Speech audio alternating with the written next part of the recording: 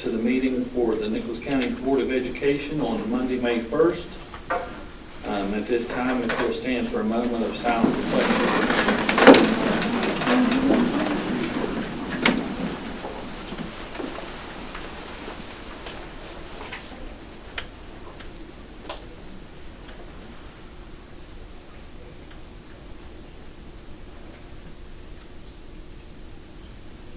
Thank you very much. And at this time, if you'll join the board with the pledge.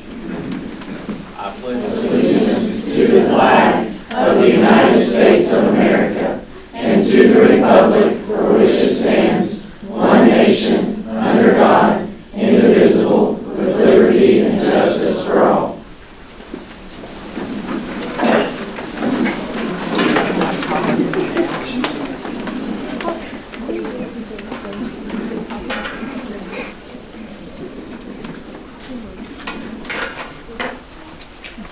Okay, we need to move on to, there's no minutes ready for the last meeting, so we're going to move on to recognition. And first is Young Writers Winners. Dr. Lee. Okay. We have some more books up front. We can go on around.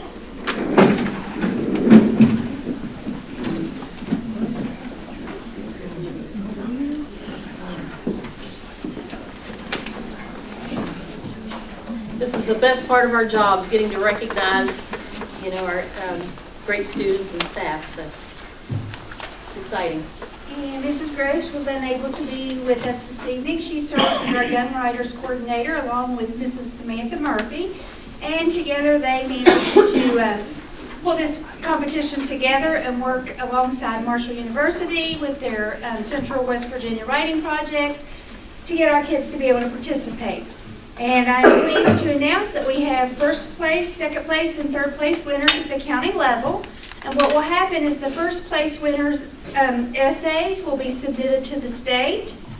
They will be judged at the state level, and then they have what's called Young Writers Day, which will be on Friday, and those kids will compete for a state level award. So we may end up having a few more come back. Let's hope. Okay, starting off, let's start with our first place winners, and these are the kids who will be competing. First place for grades 1 and 2 grade band, Maverick Faust.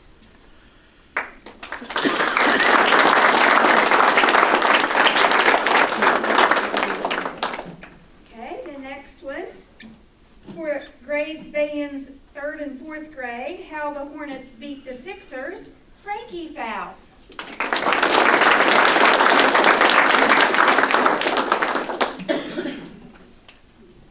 For the 5th and 6th grade bands, The Story of the Deep Woods, Braden Groves.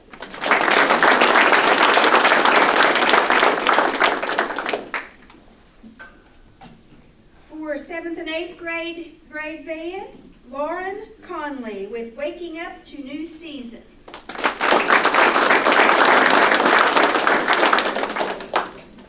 For the 9th and 10th grade band, The Bibliophile by Grace Gano.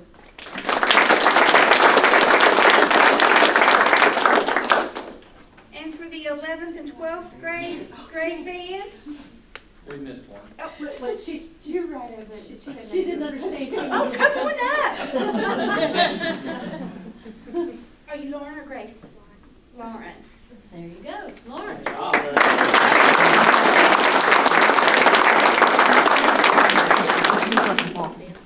Yeah, take your trophy and just, if you'll just come right over here and stand, we'll kind of get everybody together. So It's going to be a small group tonight. yes. The 11th and 12th grade band, Through the Lens of My Eyes, is Delaney White.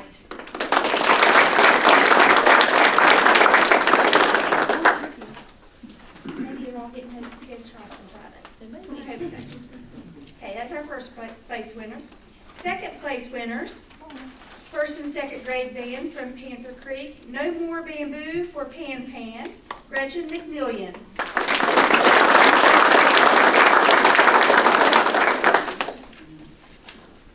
I'll get these second place awards for you, Dr. Tinker. Wouldn't that be nice? Would be nice. Thank you, ma'am.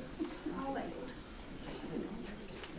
Okay, for the 3rd and 4th grade band from Gauley River Elementary, the story of Annabelle, Ava Lee Bowman.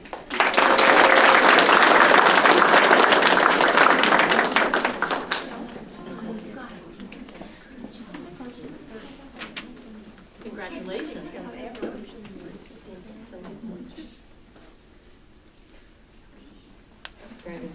Good job.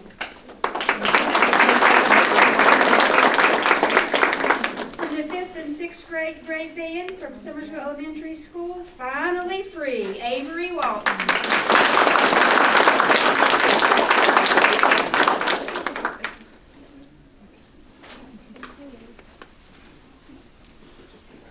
From the 7th and 8th grade band, Ocean's Grace, Reagan Fury.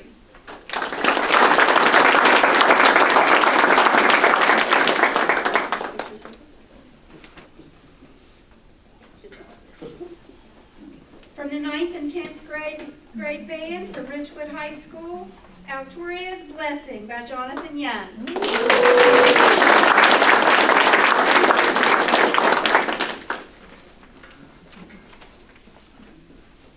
Congratulations.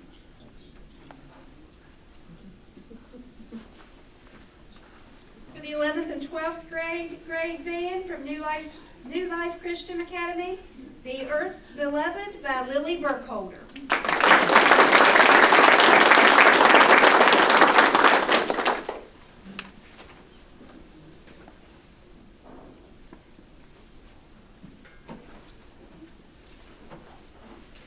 Hey, 3rd place for the 1st and 2nd grade band from New Life Christian Academy, The Little Ballerina, written by Carly Lane. Congratulations.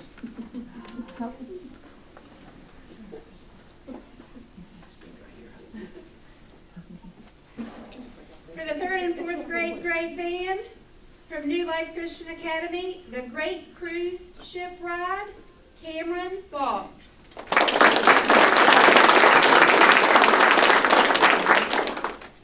5th and 6th grade band from SMS, Bullet, written by Emma Akers.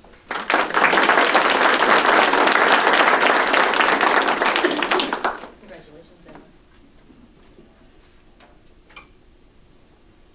Good job. 7th and 8th grade band, a homeschool student. It's called The Journey, written by Aaron Barnett.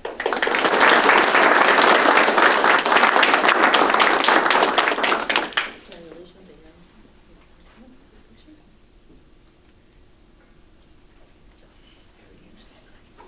9th and 10th grade band from Nicholas County High School, The Other Side by Brianna Jarvis.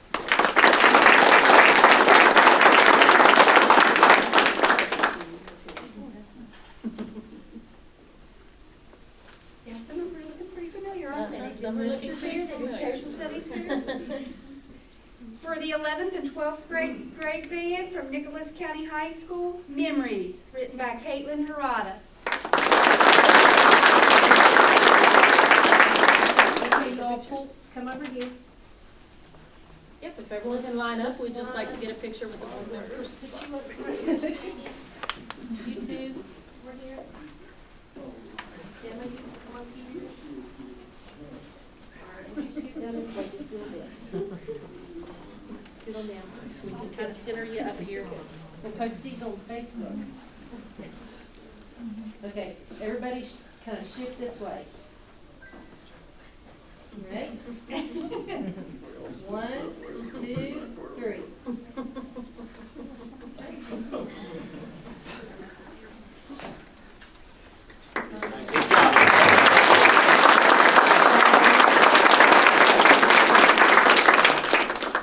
You all can return to your seat. Yeah, thank you. Next, we've got Teacher of the Year candidates.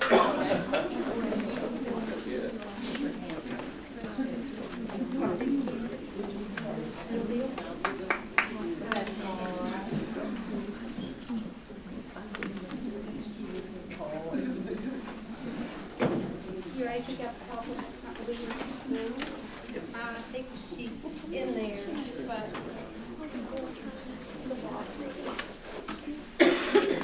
Go ahead and announce her if she is. Okay.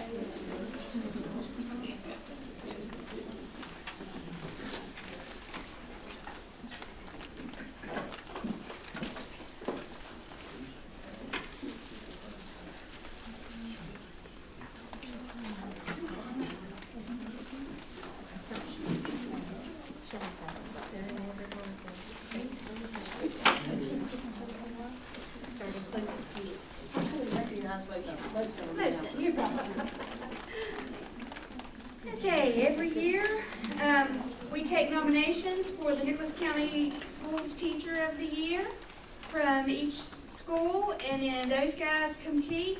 They complete a lengthy application, sent to an outside reader, sent to some inside readers, and then a single Teacher of the Year is selected. So we're going to start off by honoring this year's nominees.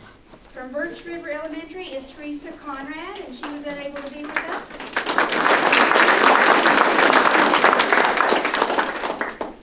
From Cherry River, Stacy Hutchinson. Come on up, Stacy, yes. You are the next contestant. Get a dollar. Congratulations. Yeah.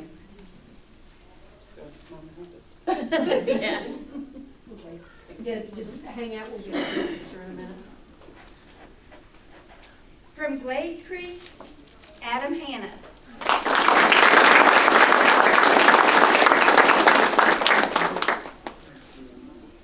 Congratulations.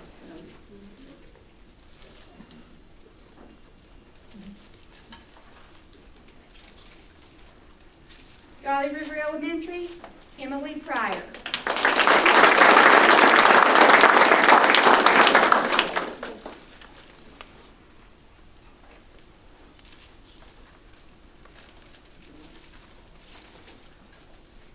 From Mount Lookout Elementary, Patricia Elswick. I guess she thinks since she's retired, she didn't have time. Mount Nebo Elementary, Miranda Hugert.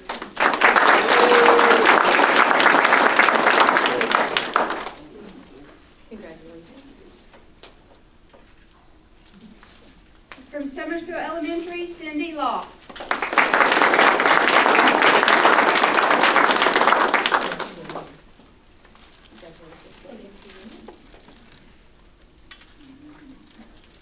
From Zela Elementary, Brian Lucas.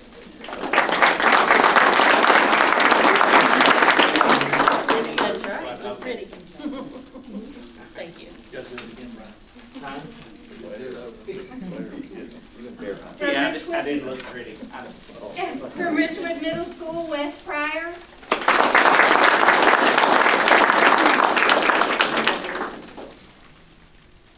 Now, how often do we have husbands and wives competing against each other?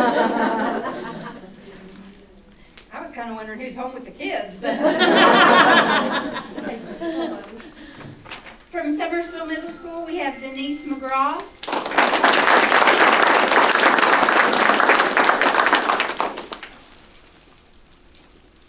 Congratulations, young lady.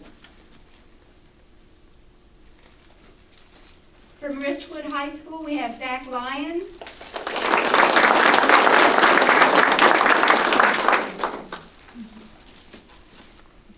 And from Nicholas County Career and Technical Center, we have Sawyer Lemon.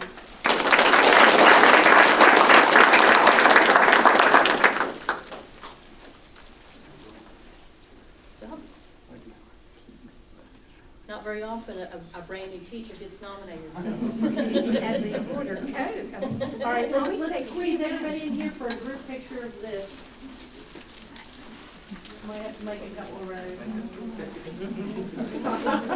Wes got me in front. Can you see Mr. Moose? You have to tiptoe. Tippy-toe, Mr. Moose. Maybe if I do this, I think I can. Okay, you ready? 1, 2, 3.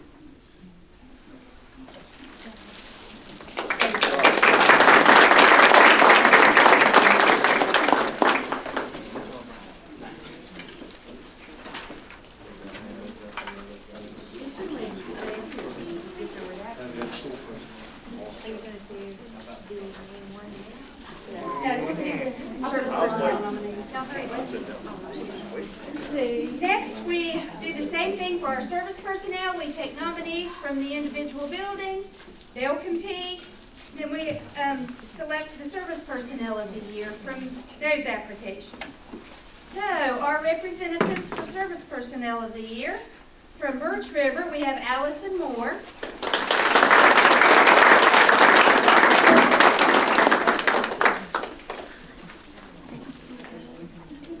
Congratulations, Allison. From Cherry River, we have Julie Taylor.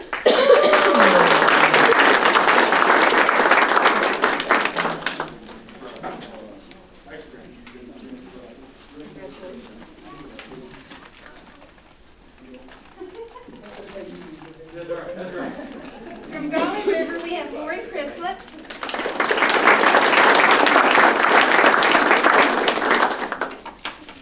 From Glade Creek, we have Josh Meadows.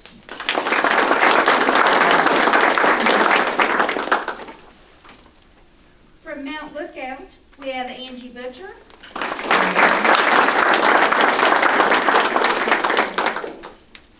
Congratulations.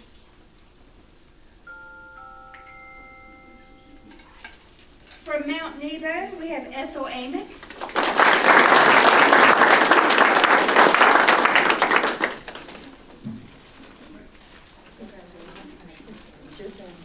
Thank you. Appreciate it. From Summersville Elementary, we have Jackie Knight.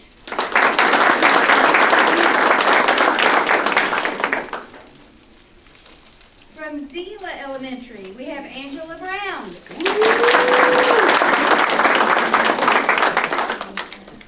Congratulations.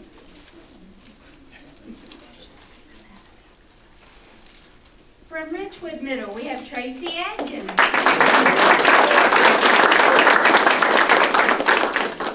Thank you.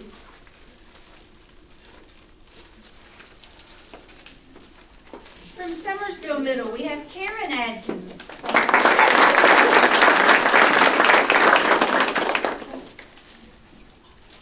From Richwood High School, we have Patricia Neal.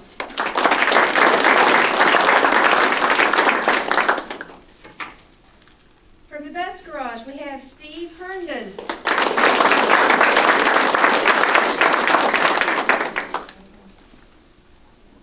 Congratulations.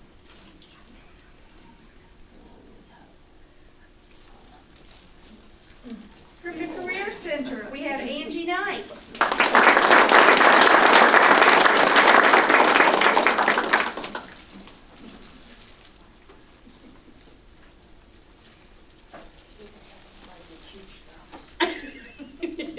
Congratulations, Angie. Well deserved, for sure. Thank you. And from the Central Board Office, we have Kim Valletto.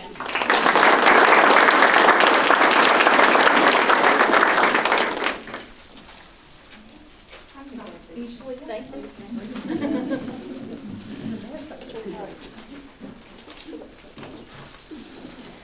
Okay, so everybody's scrunching. Let's get a group picture of you guys. We can get everybody down? Yeah.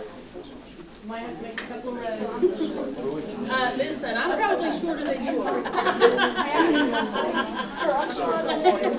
Jonathan, talk to me. We're saying, we're not going to say hi. I'm sorry. I'll go, everybody. Okay, are we ready? I think, Tracy, scoot over this way to your left, the other way, toward Kim. I was gonna set it up here. Oh, Tracy's up there. who's here? Oh, Angie. Angie. Angie, I was just looking at the hair, sorry. She's back here being round. Okay, ready? 1, 2, 3. Okay. Don't go nowhere. Okay, thank you, guys. Okay. Now, if you guys can just stay here. Okay, so, service personnel and teachers. Okay. All right, this is a big deal. So, I am going to do my drum roll. So this is for service personnel. I'm going to start with them first. Because without our service personnel, listen, our schools would not function. We would not have food. We would not have a way for kids to get to school. Our schools would not be clean. Our service personnel make the world go around. So that's what I'm going to list on here first. Love my teachers, service personnel. You know, we got, I look over here at Tracy, people who are the front line to protect us when parents come in, and so. So all the nominations this year were exceptional individuals who have contributed greatly to making their schools successful. This made it extremely difficult to decide who would be awarded the Nicholas County Service Personnel of the Year Award to represent our county at the state level. The selected individual was not only recognized as an exemplary employee by the school administrator, fellow co-workers, used the following words and phrases when describing the character and work ethic of this individual. She creates a welcoming atmosphere. She goes above and beyond to keep the school safe and clean. She creates a positive school culture that makes the students, staff, and community members feel welcome and safe.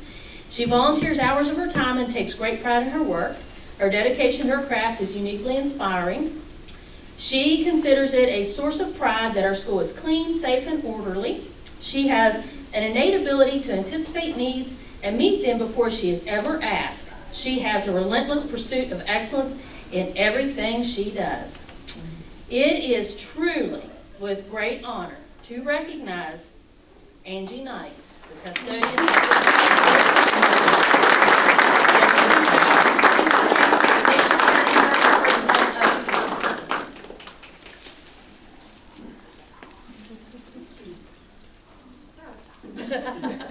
Well, you shouldn't be. It's very well deserved.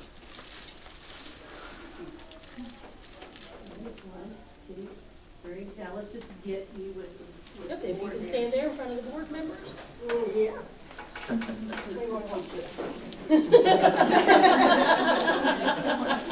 He'll help you.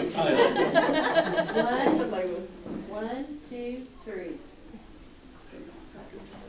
Yeah, we appreciate it.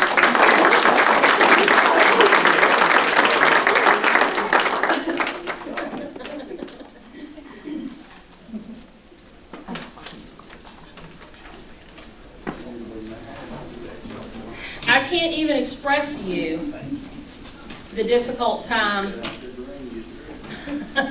we had with the Teacher of the Year. You know, again, outside sources. And to be honest with you, it was so tight on the selection.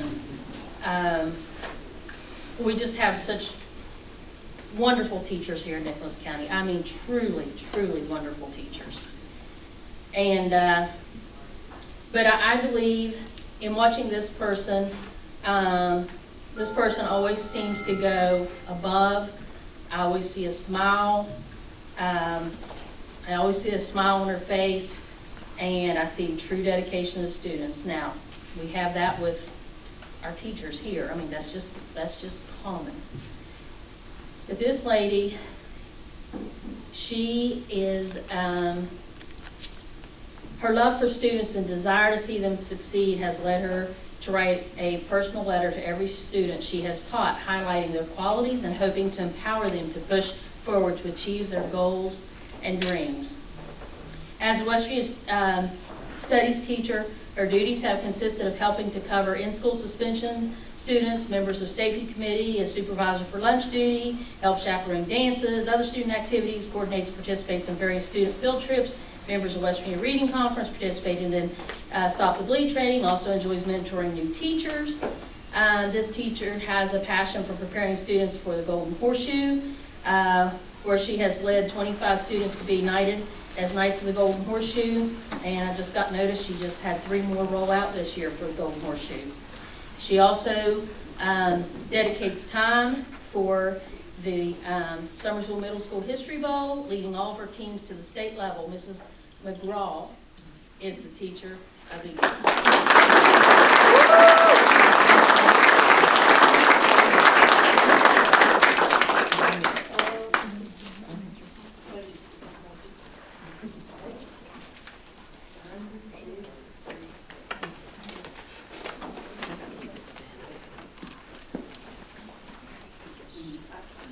Okay, let's get you in here. Congratulations.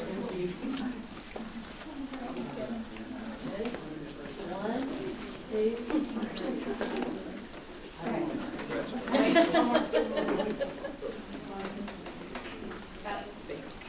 Thank you. Thank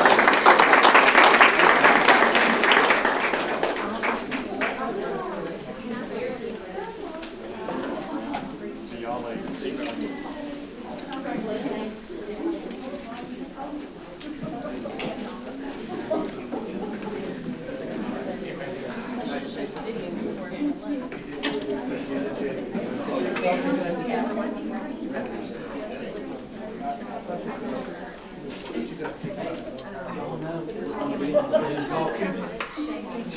I'll get ready to show it. Oh, are you? Okay, well, we're gonna hang.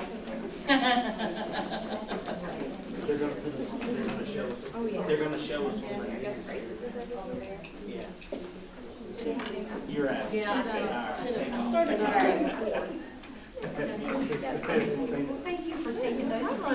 So, Are you okay? yeah, Mr. Corbin, have you heard about the bear at Zeke?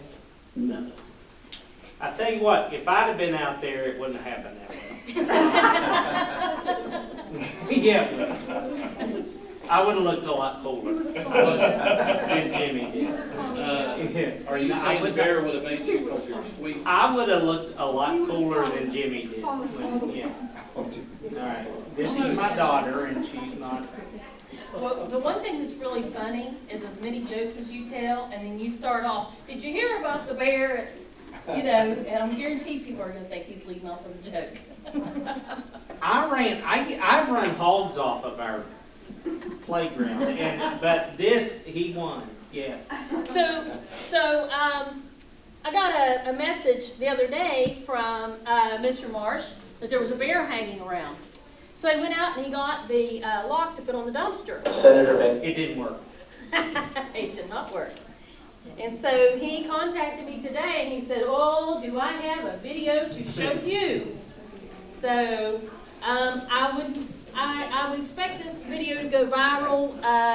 Several media outlets have contacted CNN, Fox News. Everybody wants this video to share and talk about it. Share it over here. Is that not going to work? Yeah, there's my boss.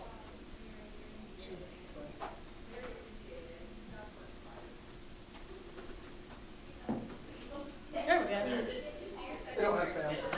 No sound. That would've been fun.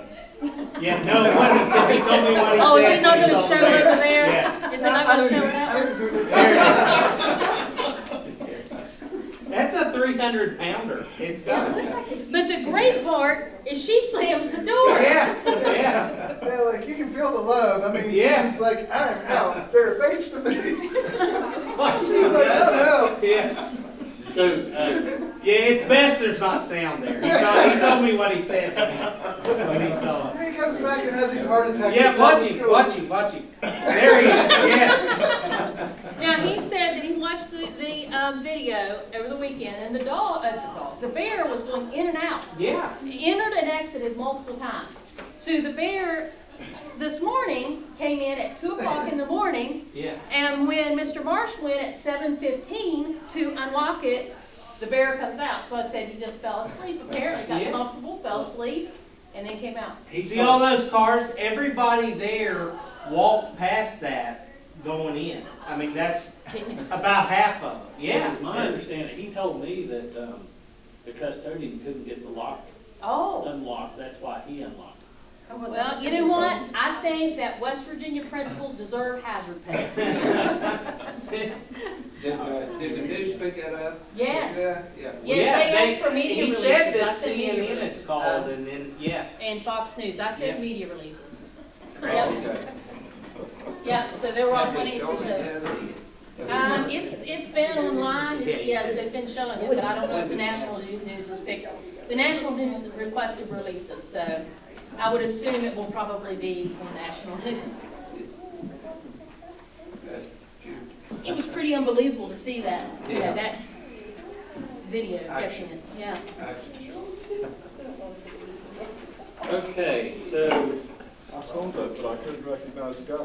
He was running too fast. I didn't know it was him. well, what was funny is I visited Zila this morning about 8 o'clock, like right after that happened, and he said, let me show you something funny. And I'm always up for fun, and, you know, I said, did you think it was funny at the time? He said, no. So, okay, let's go to action items. Action item A, approval of the MOU with Bluefield State University. That's for student teachers.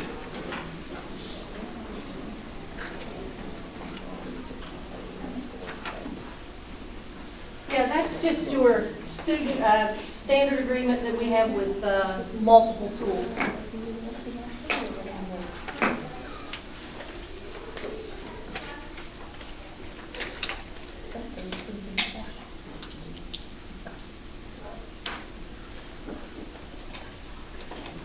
Any questions?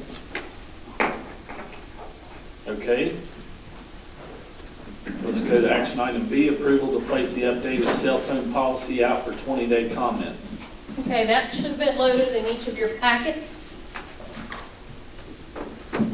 I met with all the principals, and they had opportunities to communicate via, you know, email. And then I had a principals meeting and discussed the findings, all the requests by the principals, and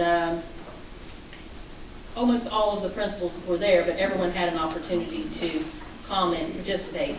So, as you recall, last time we had two policies that appeared to be conflicting. 5136.01, which was technology resources and electronic equipment, and then the second policy that seemed to be conflict with each other was 5136, personal communication devices. Well, as the reviews occurred, the high schools, both high schools and the Career Center actually liked policy 5136, and they did not request any changes. So that's high school and Career Center. The other policy that is preferred for the elementary schools, the middle schools, and the Learning Center was 5136.01. And what they had asked to do in the second paragraph, underlined each thing that they wanted added. The second paragraph says, students shall not use any technology resources and other electronic equipment or devices on school property or at any school-sponsored activity without the permission of the classroom teacher, and then that what they added, building administrator, bus driver, or sponsor, advisor, coach. Distracting behavior that creates an unsafe environment will not be tolerated.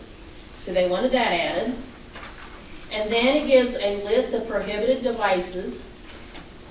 And below the prohibited devices, it says middle and elementary students, such devices as listed above must be powered completely off, i.e. not just placed into vibrate or silent mode and stored out of sight in a student's backpack. And it continues to say, Nicholas County Learning Center and Cadet Leadership Academy students, such devices as listed above must be powered completely off, i.e. not just placed into vibrate or silent mode, and will be required to place their cell phones and other personal technology devices in a designated area as directed by staff. Students will collect their personal devices at the end of the school day as directed by staff. And then we continue down toward about 3 paragraphs from the bottom. It says unauthorized technology resources and other electronic equipment devices will be confiscated from the student by school personnel and disciplinary action taken. So one of the things I heard this board say is that you liked the steps of disciplinary action that a school had mentioned, and so I conveyed the importance of consistency in establishing disciplinary action for the middle school and the Learning Center. So they included Middle and elementary school disciplinary actions include: first incident, parent notified via phone call; second incident, parent must come in for a conference; third incident, 3 days in an alternate setting, Nicholas County Learning Center and Cadet Leadership Academy, or in-school suspension.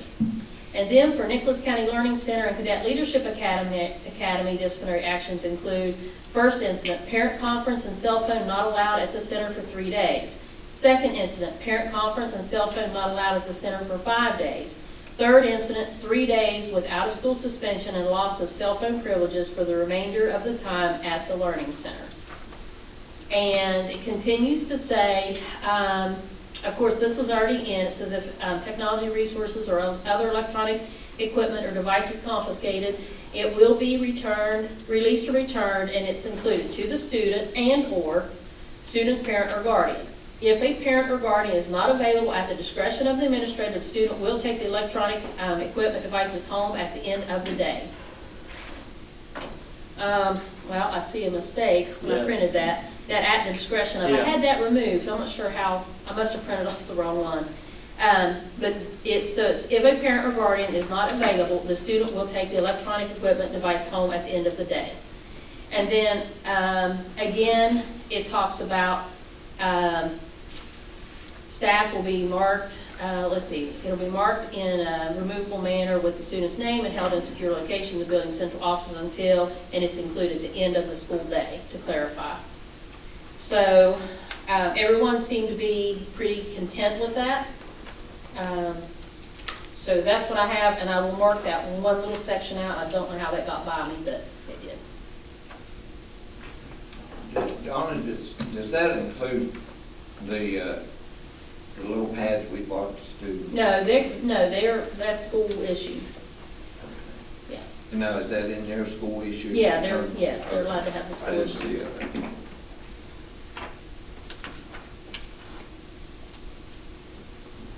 But what I'm asking is that this be placed on a 20-day comment period, and at that time, anybody that wants to address any issues or concerns, we will make sure that we do a markup of that and read each of those to the board.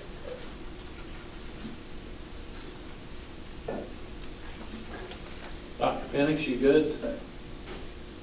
Just Dr. Tetrick, when that's put out on a 20-day comment period, is that put out on our Facebook page, or how is that put out? It's actually put out on the website, and I do email it to principals to forward to their staff. Did you hear that? It's on the website. That's where all the comment periods, and then she sends an email, Melissa sends an email out to people. So people who watch the board meeting, they know, and then Melissa sends an email out to the principals, letting them know that it's out. And actually, when I emailed to the principals, I asked them to forward it to the staff in their building. I emailed the policy and the link to the comment form as well. I just wonder if it wouldn't be better if we have it on our Facebook page, not the comment area, but a notification to go to the website, because we probably need to hear from parents on this as well. I can do that. Yeah, that's not a problem. Thank you.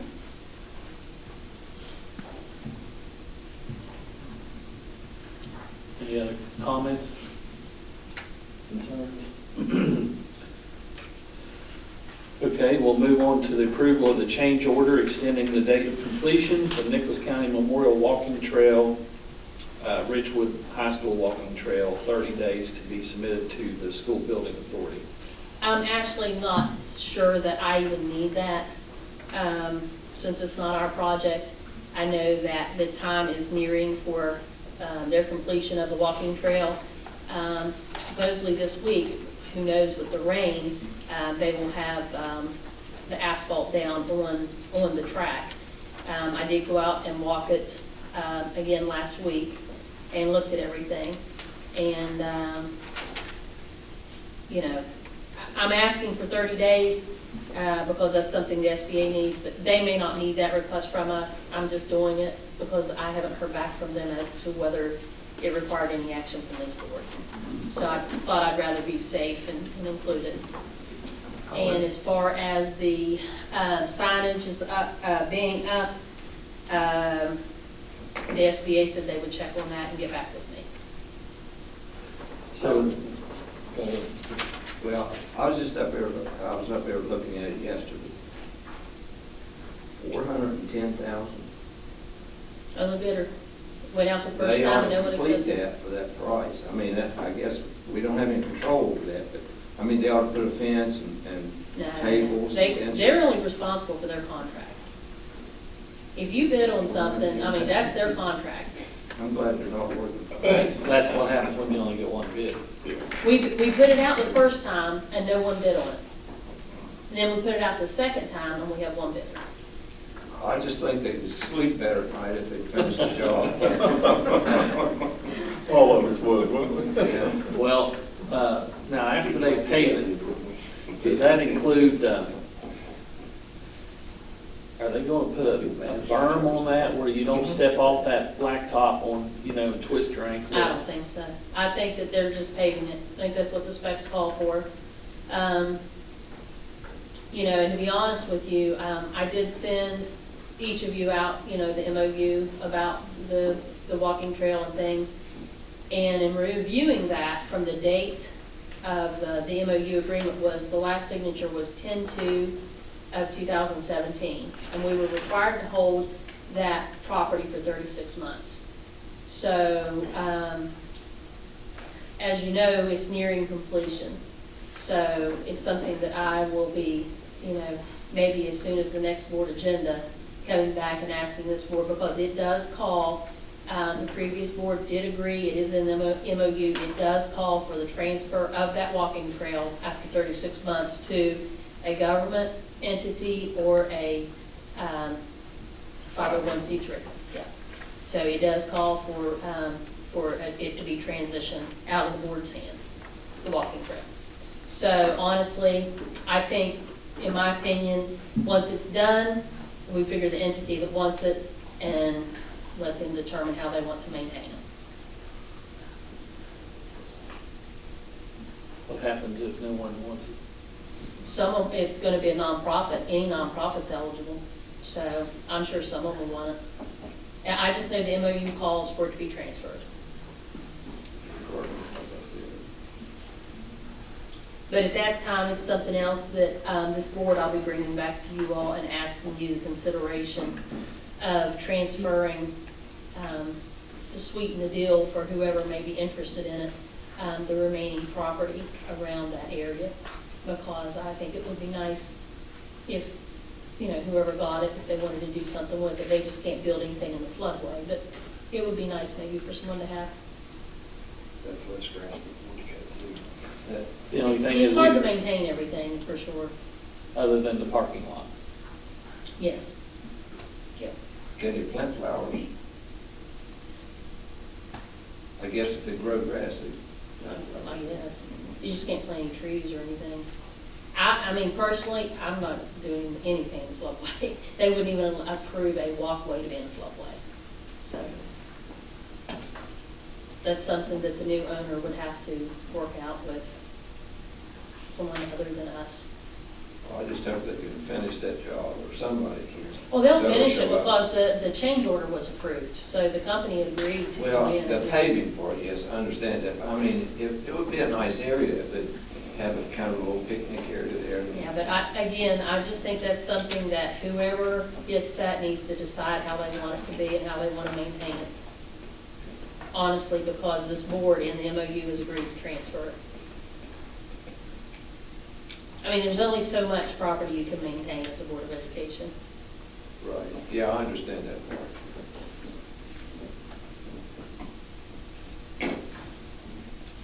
Okay, do we have a motion to accept the action items A, B, and C? Approve them. I make that motion. Senator Pennings makes a motion to approve the action items A, B, and C. We have a second by Mr. Berry. All in favor? Aye. Opposed? Okay. Consent items. Right off.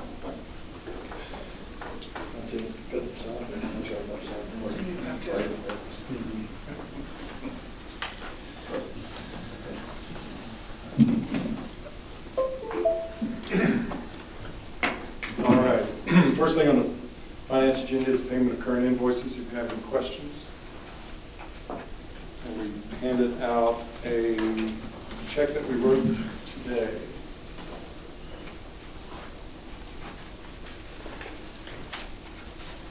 Kevin, you remember what they asked you last week, maybe it was? That's what we're messing with, yeah. Yeah. You're out. See that first copy. Good one, Kevin, good.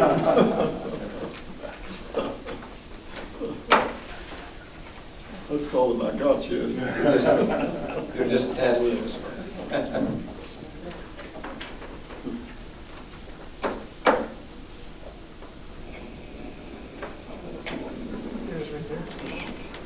I gotta get that.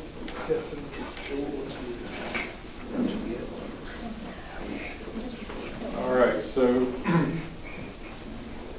you don't have any questions on the expenses, the second item on the finance agenda is to review your audited financial statements. And so we have presented these to you in October. They were the unaudited financial statements. And I had passed out a copy of your audited financial statements here. Mr. Moose. In that booklet. Which one is the new one? I don't know if that's our systems. Maybe the speakers or something. I've read all. I hear it, but I didn't hear it. It's good stuff. Why should I play with that? We'll get. Can you see that, Dr. Penny? Yes, I can. Thank you. Tell you everything you want to know. And more than you ever wanted to know.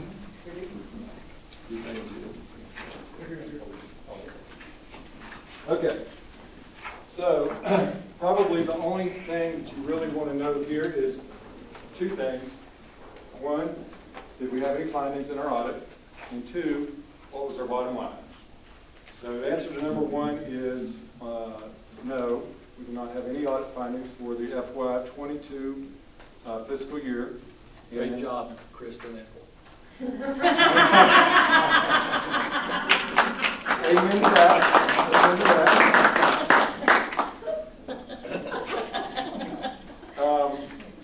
Not true. He's trying to burn it there, The auditor's report are in the back. Now, let's see, since Kristen's been here, you've not had a finding, isn't that correct? I believe that's true. Okay, good job, Kristen. I had a couple of years. So, the next item, if you'll flip it down, excuse me, open your report to page 20.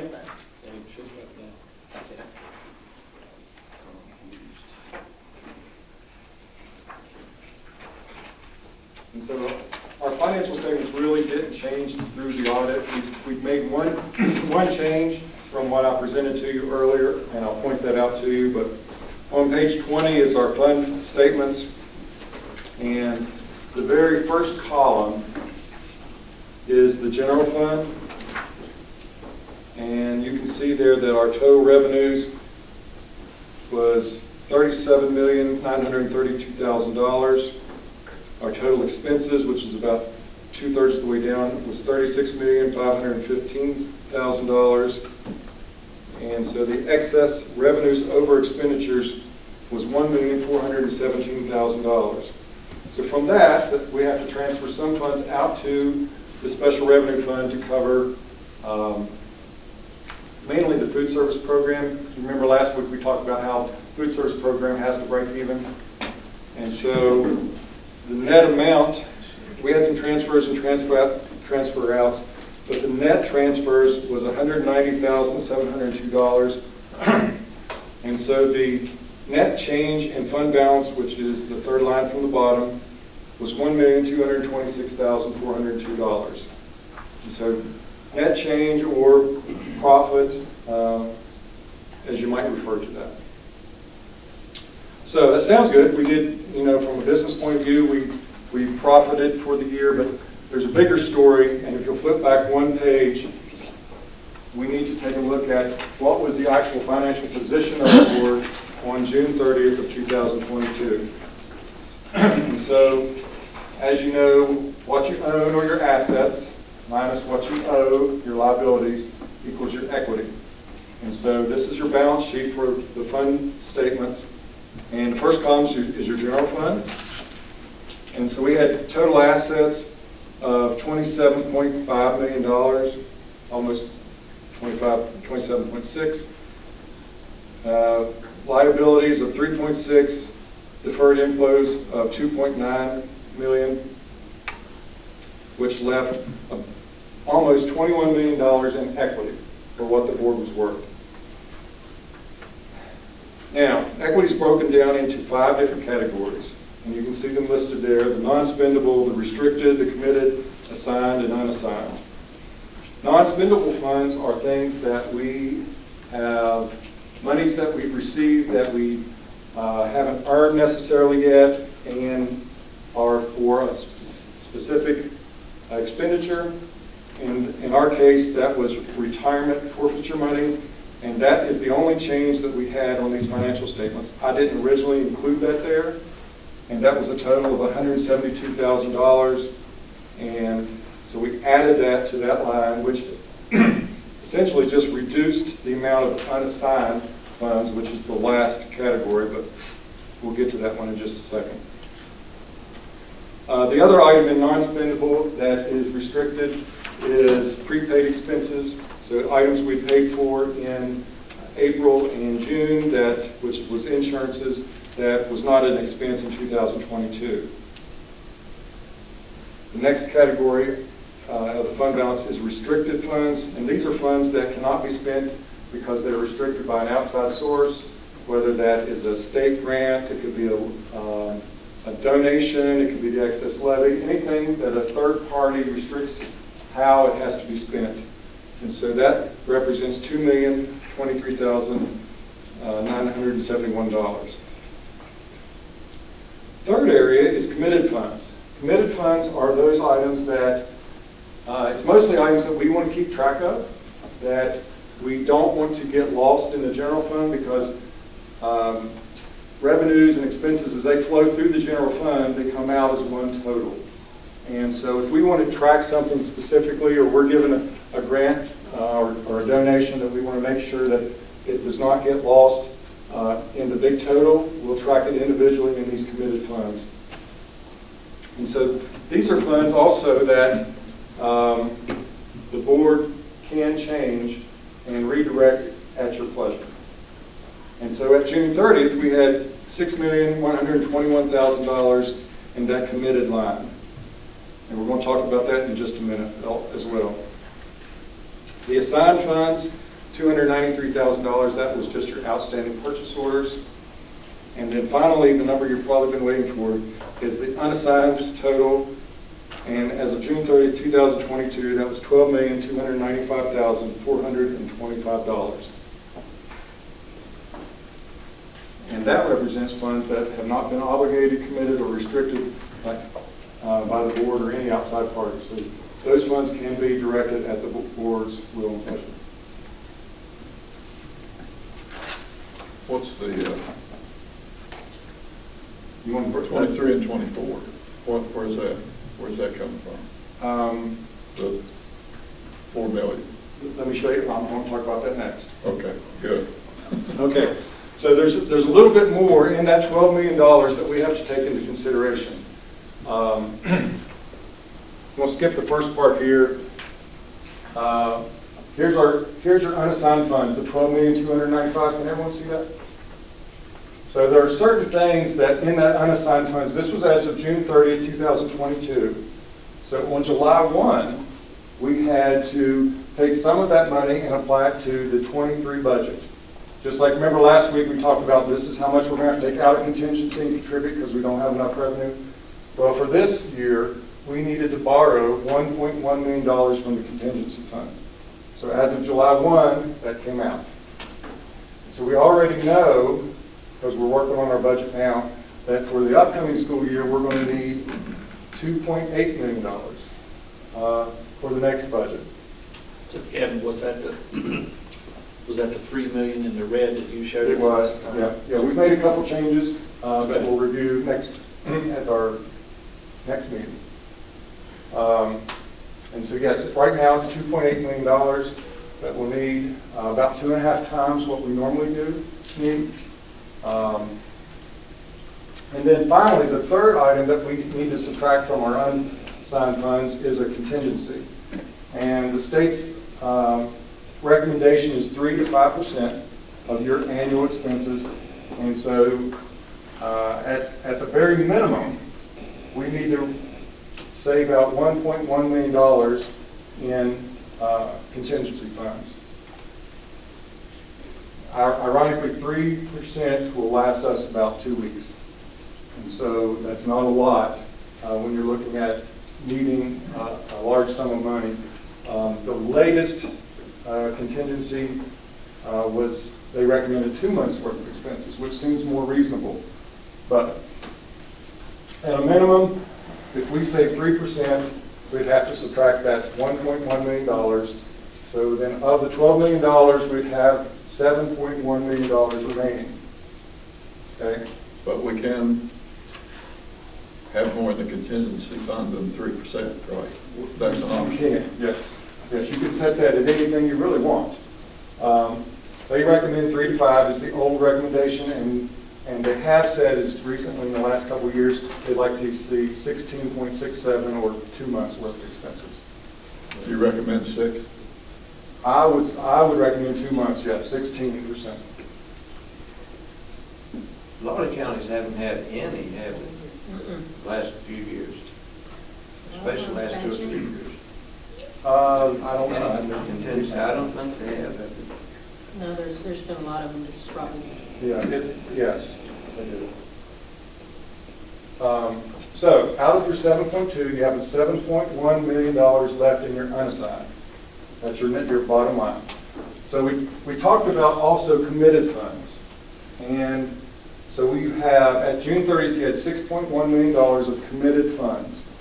And so I went through those and looked to see what was in there that possibly the board could redirect in any direction they wanted.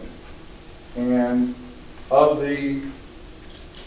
we've added 2. That was as of June 30th, 2022. And so these committed funds, they increase as we get more grants. They decrease as we spend out of those. And so the total of that, the committed funds that I could identify was $5,649,000. And then in addition to that, the last 2 levy calls, which was for 5 years each or 10 years, we had $100,000 a year set aside for capital improvements, construction, renovations, major construction. And so that totaled $1 million. So we still have that $1 million. We have $5.6 million in committed funds. So a total of another $6.6 million in cash, plus this 7.1, would give you a grand total of $13.8 million, basically unassigned.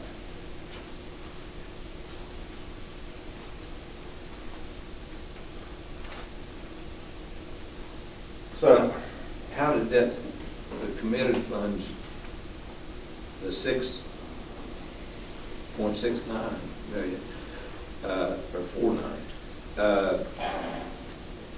that is added to the 7 million, the 12. Right. Was it not? It's not in the same fund as the 12. It's a different fund. They're all in the general fund. They're the 4 sections at the bottom in your equity section. They are, the numbers we're talking about here are in 3 of those 5 lines. The restricted line has $1 million in it that you can use for construction. The committed funds has $5.6 million that you could spend for whatever you choose. And then the unassigned fund has a net amount of $7.1 million. Well, it says committed, so what do we commit out of that? What comes out of that? Committed funds. Well, what do we pay? What do we use it for? So the committed funds, let me give you some examples of some things that are in it now. So Years ago, we used to get about $800,000 a year in Medicaid funds for reimbursement for services that we provided. Over my career, we have been able to save some of those funds, and we have about $2 million sitting aside of just Medicaid monies that we've been reimbursed for. We get some tax money that's called payment in lieu. So where the hydroelectric plant, there's another one that we were paid payment in lieu of taxes. So instead of them paying local taxes, they pay the sheriff a lump sum. And so we have saved about $1.3 million there. We saved money for the turf. We have some money for Dean Field. We have a little bit of current Medicaid money, $136,000. We have, since the flood, we've set aside a few dollars here and there every year in case we have an expense that's not covered, which you saw in our budget last week. But we saved $696,000 there. Storm and theft, $379,000 is in some insurance claims. When the maintenance building burnt down, we saved that money in case we needed to rebuild. So we've had that set aside. And then finally, in committed funds, we have $980,000. And that, when we built Valley River, we issued Q qualified zone academic bonds for $1 million. And by the time we actually got those funds, we had spent and built the building and used our own local funds. And just to keep track of it separately, we put it into one of these accounts. So it's really all these funds are really county funds. We just kept them separate because we wanted to keep track of how much we're receiving over time. So those are the types of things that have fallen into the committed category that really is at the will and pleasure of the board. So all of that, and there's a few other little things in there. We do have some small commitments that really we can't take out of there. The Nicholas County Community Foundation grants, schools write those grants and we get the money and they're spent for those particular purposes. Just there's some trivial little funds like that in there. But the meat of it is $5.6 million that's available to you, plus your unassigned funds of a grand total of $13.8. We could use that for like teachers' bonuses and stuff like that, stipends, salaries. Any legal school expenditure, except for the $1 million. Now the $1 million that was in the levy call for capital improvements has to be a capital improvement. And I'm thinking right, all the rest of it would be unencumbered, just whatever the board sees fit. So what effect would taking these funds out of your accounts be on you? And I ran some numbers just so you can get an idea. So if you remember, assuming that we take everything out, all of this money here is accounted for, and we reduce all of our unassigned funds down to the $1.1 million. Our 3% contingency. So going into 23 and finishing up 23, let's say that's all we have. We're taking the rest of the cash out. The monies that we put into this year's budget is already up here, is already taken out, so we don't have to worry about that this year. That being said, and this model assumes that everything stays relatively consistent as it did in 2022. If that happens, meaning revenues stay about the same and expenses stay about the same, then you may have a net income of $1.8 million. It might, the cost of everything's going up. It might be closer to $1.5 million. But let's just say, for this purpose, that at the end of this year, you profit $1.8 million. You'll add that to your beginning fund balance, and now at the end of this year, you have $2.9 million sitting there. We go into next school year with $2.9 million, and the amount that we're going to need for this year's budget, $2.8 million, it's not here because we've already taken it out. So the fortunate thing there is we don't have to account for it here out of this money. It's already out of here. But by increasing our expenses more so than we did, if you'll look at this year, we only needed 1.1, and now we're up to 2.8. So basically we're increasing our expenses on an annual basis, so therefore our profits are going to be much less. So instead of adding $1.5 million or 1.8, you may add about $200,000. Add that to your beginning fund balance, and now you're up to 3.1 at the end of the year. All right, then we go into 2025. This is, again, if you don't make any cuts, everything stays relatively the same. You're going to need 2.8 to balance your budget. You're only going to be able to put back $200,000. Now, your fund balance, or what you're worth, has dropped from 3.1 to $514,000 in 1 year. We continue that to the next year, and you don't even have enough at this point to balance your spring budget. But let's put it in there for giggles. That's what, you didn't make any cuts. This is the effect of the monies you're needing for the budget. You have a small profit, and now you have a $2.1 million deficit, which is a material deficit for the board. So these, it's imperative that you make some cuts and get it back down to, you need to be in this 1.1 to 1. Year before last was 1.8 was the highest I think since I've been here that we've ever been. So that's one scenario. You know, you can see the decline, and you can see where you could be by 2026. And I ran one more model, and we went back for 8 years, and we averaged what our net income was every single year. And if we consider everything to be consistent as we did in the previous model, $750,000 profit every year, you're still projected to be in a deficit by year 2026 of $1.5 million. The only way to adjust that is to cut jobs. Pardon? The only way to adjust that is to cut jobs. Or buildings, both. Yeah, really, over my experience is the two material ways to cut budget or expenditures through facilities and personnel. Yeah. The one thing to look at here also,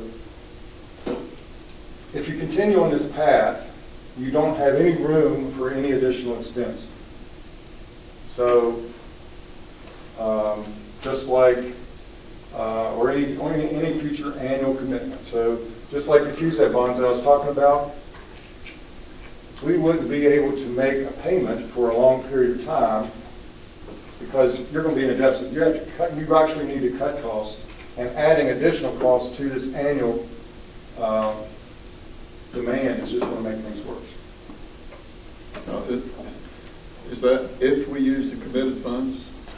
This is going to happen regardless. Oh, okay. This is going to happen. If you don't reduce expenses, you're going to end up here or close to it. So taking all of your cash out of your system shortens that period until you're in a deficit. Just kind of like your savings account. You know, you drop it down to $500, you might last 2 weeks versus months if you have several a lot more. So Kevin, this is Gus. You're saying if we spend the $13.827 million, if we spend that, let's say in the next year, in 2026, we are more than likely going to be in a deficit similar to what you've shown us, correct? I'm saying that's a possibility if all things stay consistent and you don't make any cuts. I think you're headed, both models project a loss, yes. Correct. And you use the term material deficit. Is there a difference between casual and a material deficit? I believe a casual deficit is 3% or less. And so we already know 3% for us is $1.1 million. So at that point, You're at 2 to 1.5, you'd already be 4 or 5%. And material would be a substantial deficit requiring financial assistance from somebody to cure it. I think it'll get a lot of attention if you start having a material deficit, yes. Thank you. But it can be controlled through staff and through buildings. Yes. That's the way you control it. And this board has always been always super responsive and responsible. As we lost students, we've always adjusted according to that, even though it's tough. And it's tough when you have a huge balance and you tell people you have to cut positions. But you can see how quickly it's depleted. And so, you know, when the number of personnel we carry up and over what's funded by the state is a burden. And so we just have to weigh out what we can afford and what we really need.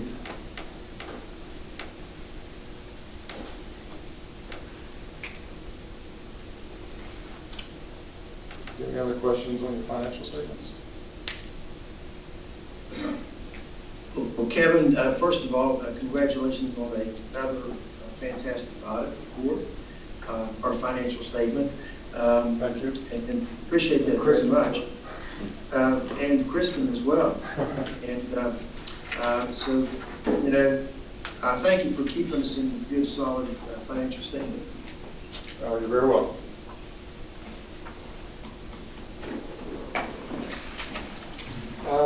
If you don't have any questions, if you read through your book, your issued financial statements or your audited financial statements, if you have any questions and want to talk about it at another board meeting, or if you want to contact Dr. Tetrick with your questions, then we will get you an answer on any aspect that's in there. We do have some out-of-state travel requests, 1 through 5, if you have any questions.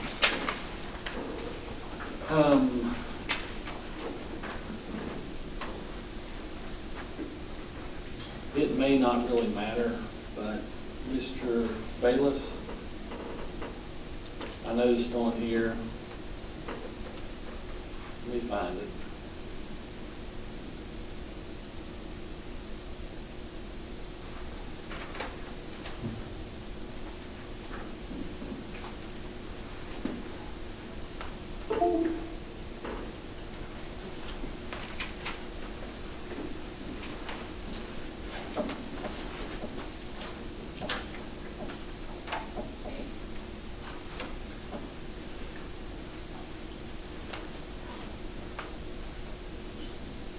While he's thinking, Mr. Bayless, what the trip to WU Ropes, what type of training or That's competition? WU trip. That's for our 2 state skills officers. So we'll just be traveling, Mrs. Kessler will be driving to the location, and Melissa Wilkinson and her advisor, her assistant will be chaperoning the students over the weekend. And then we'll be driving back to get them on Sunday. That's for election of state officers? They are state officers, that's part of the training. Oh, okay. Training board, okay. And Accident Maryland, is that out on 68? I think so, yes. It's right outside. I've never seen a sign on 68 that said accident. Yeah, that's what they tell me anyway. So. Okay, I'm good, never mind.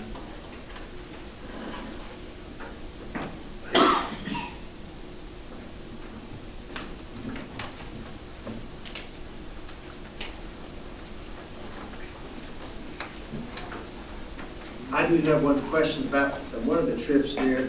Summersville Middle School band trip. I'm assuming there'll be more than 3 chaperones for an overnight trip for a band. I don't know, they don't always come in at the same time.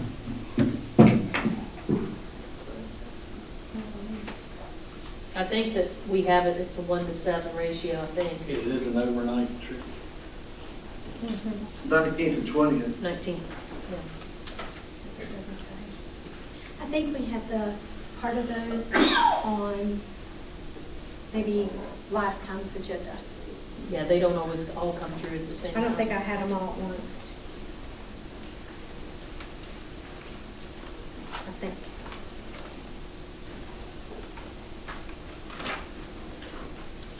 Anything else? Do we have a motion to accept the consent items A, finance 1 and 2, and the B, out-of-state rental and travel request 1, 2, 3, 4, and 5? So moved. Mr. Moose makes a motion. Do we have a second? Second. Second by Mr. Green. All in favor? Aye. Opposed? Okay. All right, personnel. Yes, you have the updated personnel agenda in your packet, which also includes leave requests and an updated vacancy list. Your changes are in red. I have made a copy available to the press and members of the public, but I will read them aloud. Under professional, Denise Mitchell, employee in the position of substitute teacher for Nicholas County Schools. I have additional applicants. It's just in the process of it's in your board packet, Mr. Moose. I uploaded it to your board packet. Oh, okay. Yeah. I thought I was going to call it. And I also have applicants for the restricted substitute teacher. I just have not processed those yet. We check references and that sort of thing, so I will have additional names for you at the next board meeting. We're going to be reposting the pre-K special needs teacher at Cherry River. Kelly Tyler, employee in the position of second grade teacher at Cherry River Elementary School, effective with the start of the 23-24 school year. Reposting the fifth grade teacher at Cherry River. Rebecca Humphreys, employee in the position of literacy program after school coordinator at Cherry River Elementary School, effective with the start of the 2023-2024 school year. Leslie Gibson, employee in the position of fifth grade teacher at Glade Creek Elementary School, effective with the start of the 23-24 school year. I believe that we have interviews scheduled for the position at Mount Lookout. Emily Takadina, employee in the position of kindergarten teacher at Somersville Elementary School, effective upon WVD approval and the start of the 22-23-2024 school year. Both the teachers that were on the preferred recall list have been hired into full-time positions tonight, so we no longer have teachers on the preferred recall list. So every teacher's contract that we terminated, we now have renewed. We have applicants for the music teacher at Somersville Middle and the assistant principal at Golly River and Richwood High School. They'll be conducting interviews. And so we'll likely have candidates for those the next board meeting. Under service, added Cheryl DeFore under employee in the position of substitute secretary for Nicholas County Schools. Sandy Skipper, employee in the position of halftime clerk 2, accountant 1 at Birch River Elementary School, effective at the beginning of the 23-24 school year. Trenton Brady, employee in the position of early classroom teaching assistant 1, transportation aide at Cherry River Elementary School, effective with the beginning of the 23-24 school year. Brittany Hammond, employee in the position of early classroom teaching assistant 3 at Cherry River Elementary School, effective with the beginning of the 23-24 school year. Alberta Smallman, employee in the position of transportation instruction aide 3 at Cherry River Elementary School, beginning with the beginning of the 23-24 school year. Rebecca Parsons, employee in the position of transportation instruction aide 4 at Nicholas County High School, effective with the beginning of the 23-24 school year. Jennifer Jones, employee in the position of one-on-one transportation instruction aide 2 for a student currently enrolled at Nicholas County High School, effective with the beginning of the 23-24 school year. Preston Brown, employee in the position of custodian 3 at Golly River Elementary School, effective May 3rd, 2023. Ethan Lilly, employee in the position of custodian 3 at Somersville Elementary School, effective at the direction of the personnel director. He is currently employed by Greenbrier County Schools, and he just wanted to provide some notice, so we'll be working out with him when he'll start here. Brett Singleton, employee in the position of bus operator for 1:30, effective with the beginning of the 23-24 school year. Scott Queener, employee in the position of bus operator for bus 125, effective at the beginning of the 23-24 school year. Monica Terry, employee in the position of bus operator for bus 94, effective with the beginning of the 23-24 school year. Inez Grimmett, employee in the position of bus operator for bus 149, effective beginning with the 23-24 school year. Juan Stearns, employee in the position of bus operator for bus 131, effective May 8, 2023. Curtis Loudon, employee in the position of bus operator for bus 122, effective for May 8, 2023. Under professional extracurricular, we are removing the cheer coach positions at Richwood High School and Nicholas County High School. There are applicants, there are multiple applicants, and the principal just hadn't had a chance to sort through those yet, so I will be bringing back a recommendation at the next meeting.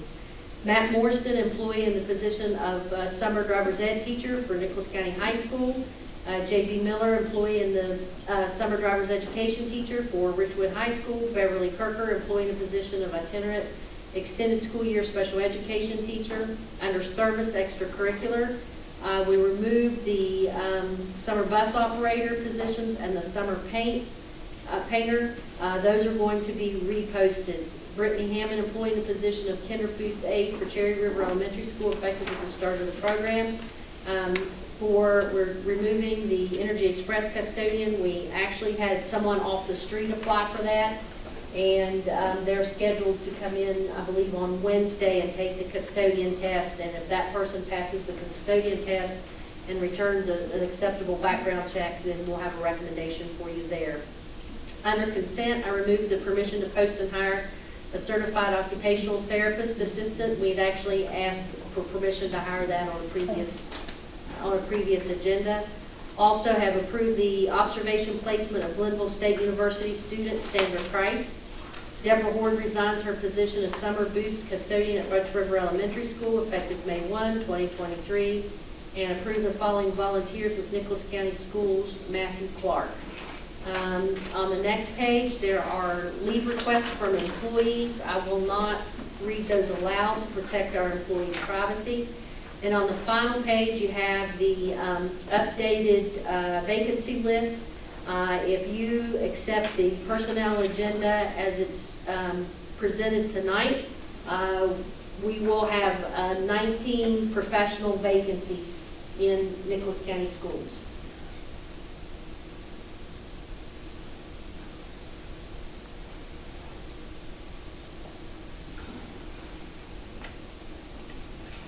Where's the Glenville student going to be placed? Glade Creek.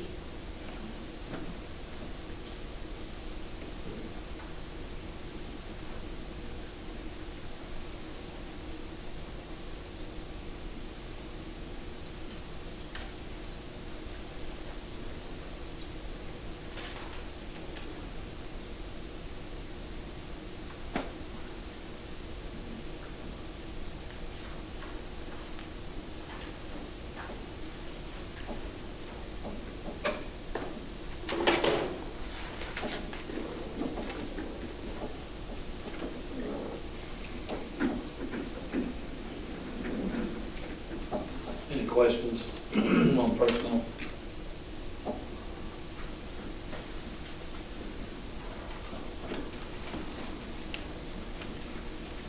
Is the job still open for the maintenance worker at Richwood? I believe it came down today. And we did have applicants for that. I'm sorry, I kind of skipped over that. We did have applicants for it, but no one single applicant possessed all three classifications, so we're going to have to get some tests. I'm sorry. No, you're fine. I think we have one that's close. Close, yeah. Okay. We have enough bus drivers, or do you know? No. We do No. not. We do not. I believe all of our routes are filled, because we eliminated 2 bus routes and terminated 2 bus drivers for RIF transfer, not the ones related to the DUI. But anyway, those gentlemen are back in a full-time route now, because they filled, there's been some shuffling around, but all of our regular positions are filled. Where we are short are for extracurricular type of trips and substitutes. You have some in training? Just finished up a bus class. I'm not sure how many people were in that bus class. There were some, There were some, I a think handful. around 5. And then, I mean, they're still in that process, and I'm not sure. They're working on their drive time now. They have to Yeah. get, I think, 16 hours. Mr. Moose, are you interested? well, I probably could pass.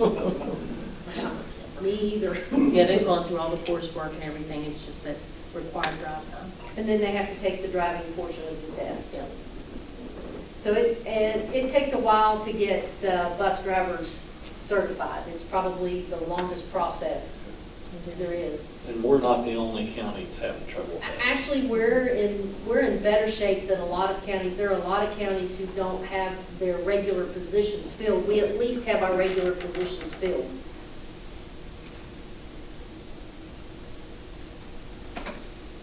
Okay, do we have a motion to accept the personnel agenda as presented? So moved. Dr. Penix makes a motion. Do I have a second? Mr. Moose seconds. All in favor? Aye. Opposed?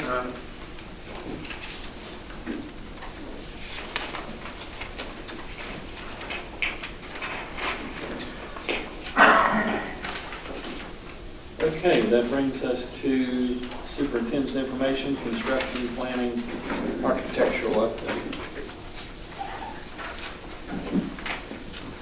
These are just the dates for each site.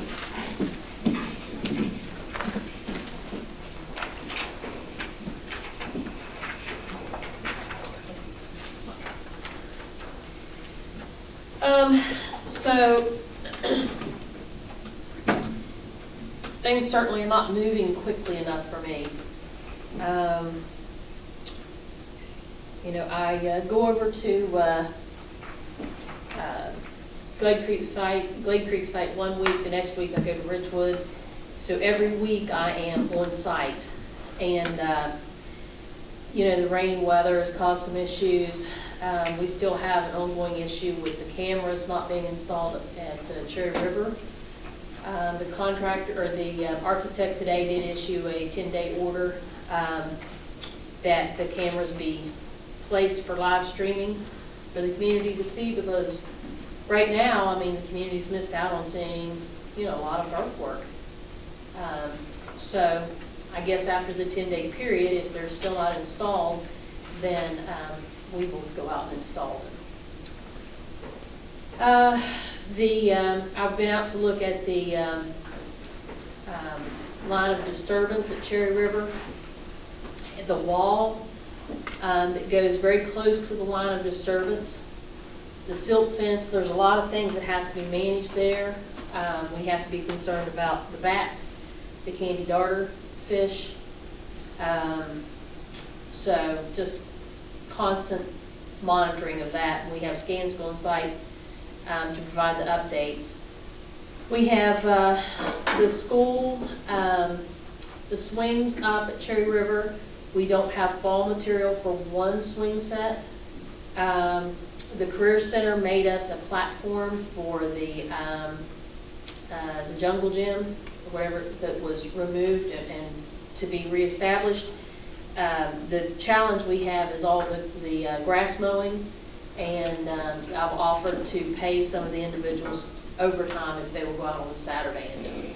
So, you know, one of our issues is having enough time. So hopefully we can get the other, you know, gym set up in Cherry River and get the fall material down so they'll have full use of the playground. It's turned out to be very, very nice if you've looked at it.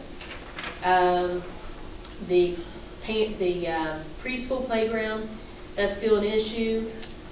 It's supposed to be placed between Legion Street and the school, outside of the pre-K classroom. We're working to resolve that issue. We're now being told that there's going to be equipment that will have to be moved through that area, which originally they said it could go around the back of the building. So I'm waiting on a response for that. So hopefully that will get worked out soon. But other than that, everything will be up and ready to go with the playground, except for an outside basketball court, and there's even room for that as well at Cherry River. They've done a lot of the construction work, demolition work inside of that wing that has been unoccupied by students this year. And they've pulled out, all the floor tiles, ceiling tiles, they've stripped everything down, they've started reconfiguring. So it won't, it's actually looking pretty good. They did find in their digging at Cherry River, they're calling it the pit. So while they were digging, as everyone knows, there's a lot of construction debris there from paper mill, old concrete pillars, metal beams, things like that have to be remediated. And so anyway, that's slowing the project down some. As far as the Glade Creek bids, they're scheduled to be open, or they were scheduled to be open for May 4th, as well as the bids for the utilities package for Glade Creek. Through conversations that ZMM has had with the potential bidders, I was advised a few days ago that an extension request was sent to the SBA to move the bid opening date from May the 4th to May the 16th for both packages. That's for the Glade Creek construction of the school package as well as the utilities package. And the contractor, or the ZMM, said that had the request not been made to change, we could have potentially not had a bidder to even complete the project and bidding for the full school. So it just seems like it takes forever. But as I've said in the beginning, those types of things are out of our hands, and as you're probably seeing, it's out of your hands as well.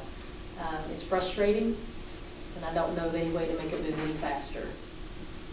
But is that May 16th date solid, or is May it still? 16th is solid. It's solid? Yes. Okay. So the extension that I asked this board for, the 60 days, I moved the extension because I was counting it from May 4th for 60 days.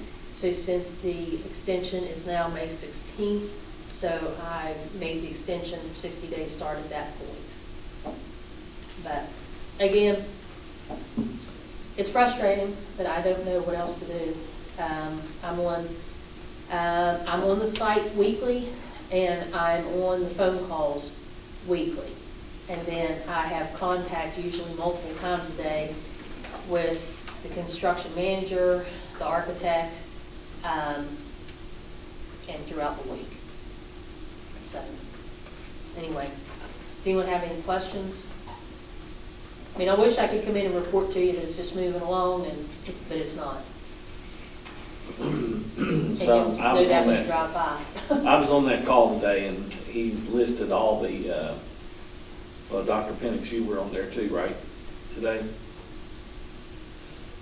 I was, yes. Okay, so he told us all the potential bidders that we miss out on if we stuck to the 4th, and it was going to ruin us. So they asked SBA for the extension to the 16th. Yeah. They wanted 3 weeks, and Mr. Bryan said there's no way we can do that. And so they did go back and negotiate and said they could do the 16th. Which, that's another 12 days out, but it's better than 21 days out. Yep. So, does anyone have any questions or concerns?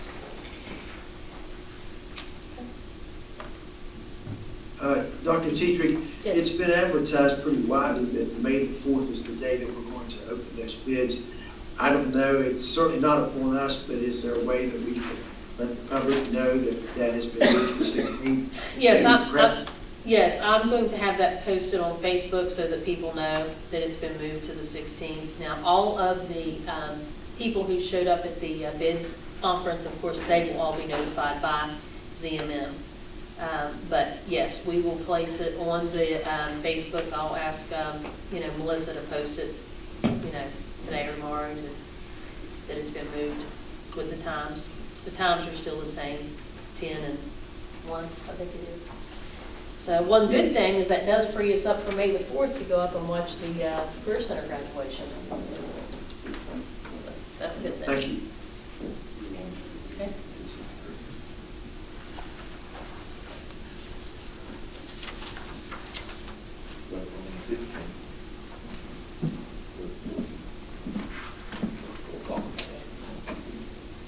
Oh, that's right, that is the 4th, isn't it? Yes, What time? it's 1 o'clock, 1 o'clock? isn't it? It's on that, it's on that I page. know, but It's on your, I forgot about it since I didn't think I could go, so, yeah, I know, I got you. 1 o'clock. 1 o'clock at St. Luke's. Yes. All right, let's go on to reports. Dr. Penix, do you have a report on the SESC? We did meet last week. It was a very brief meeting held at Greenbrier County. And the only thing that occurred on there was, other than just general business, was a presentation by the Greenbrier East Technical Center and their project with MIT, and what they're doing with that is it's quite an elaborate project. And but anyway, that was about the extent of what we did at that meeting. Did they feed you? Actually, I did not attend. They did feed the team, but I did not attend. I attended by telephonically, like I'm doing right now. I know that's your favorite part. Yes, absolutely. Okay, Bright Horizons, Mr. Green. I wasn't all able to make the meeting up in Morgantown on Thursday, so Okay. I'll get some emails on that. Ms. Kim, do we have any delegation? No, sir. All right. Number 11, items for future agendas. I had a question, John, on this list here, NCHS graduation. What date goes there? Oh, did I not put the date? 21st. Yeah. This is what you Same thing. Oh, Oh, yeah. Hard to catch. 21st at 4 p.m. You got the 4 p.m. in there. I'm just testing you guys to see if yeah. it's big. See what you're paying attention. So future meeting dates. I've got to get the rest of them noticed to, Have you already noticed Monday, May 15th? I have. But, So- I mean, it can be changed. Mr. Green had a suggestion, since we have those bid openings on the 16th, would it not be better to move our board meeting to the 16th that evening, so everything's one day? It does not matter to me. I was gonna say, that's gonna make for an awfully long day for you. 10 o'clock, then 1 o'clock, and then wait around and then come back for, because the bid openings only takes about 30 minutes. And it starts at 10. 1 at 10, 1 at 1, and. Don't matter to me, You're good with the 15th? Oh, Okay. Will there be any need, will there be an action item from that, do you think? No. From that meeting? No. We'll just stick with future meeting dates in Monday, May 15th, at the central office here at 6 o'clock.